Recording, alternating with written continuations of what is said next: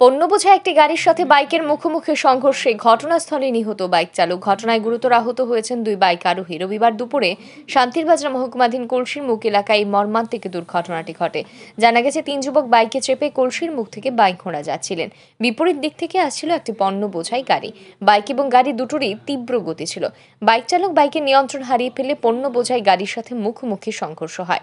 ঘটনায় বাইক থেকে রাস্তায় ছিটকে পড়েন বাইক চালক সহ দুই বাইক আরোহী। ঘটনায় নিয়ন্ত্রণ হারিয়ে পণ্য বোঝাই গাড়িটিও জাতীয় সড়কে উল্টে যায়। পথ চলতি মানুষজনরা ঘটনাটি প্রত্যক্ষ করে শান্তিরবাজার থানায় এবং অগ্নি নির্বাপক দপ্তরে খবর দেন। খবর পেয়ে অগ্নি নির্বাপক দপ্তরের কর্মীরা ঘটনাস্থলে ছুটে এসে আহতদের উদ্ধার করে জোলাইবাড়ি প্রাথমিক স্বাস্থ্য কেন্দ্রে নিয়ে যান। হাসপাতালের কর্তব্যরত চিকিৎসক গুরুতর আহত সুকান্ত হাজারিকে মৃত বলে ঘোষণা করেন। নিহত সুকান্ত হাজারির বাড়ি কলসির মুখ সৎসংঘ এলাকায়। এই ঘটনায় গুরুতর আহত দুই বাইক আরোহী হলেন কর্ণ দাস এবং অমল দেবনাথ। আহতদের মধ্যে অমল দেবনাথের অবস্থা আশঙ্কাজনক। আহত দুজনের বাড়িও শান্তিরবাজার মহকুমার কলসির মুখ এলাকায়। আহতদের উন্নত চিকিৎসার জন্য জোলাইবাড়ি প্রাথমিক স্বাস্থ্য কেন্দ্র থেকে শান্তিরবাজার জেলা হাসপাতালে স্থানান্তরিত করা হয়।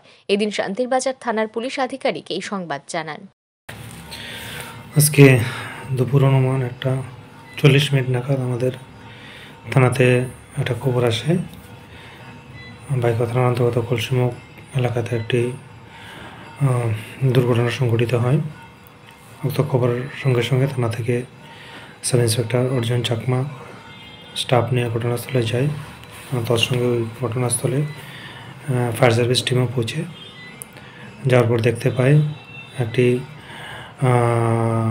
ক্যান্টার মালগাড়ি এবং একটি মোটরসাইকেলের মধ্যে সংঘর্ষ হয়। তো সংঘর্ষের ফলে ঘটনাস্থলেই বাইকে থাকা 3 জন গুরুতর আহত হয়। ওদেরকে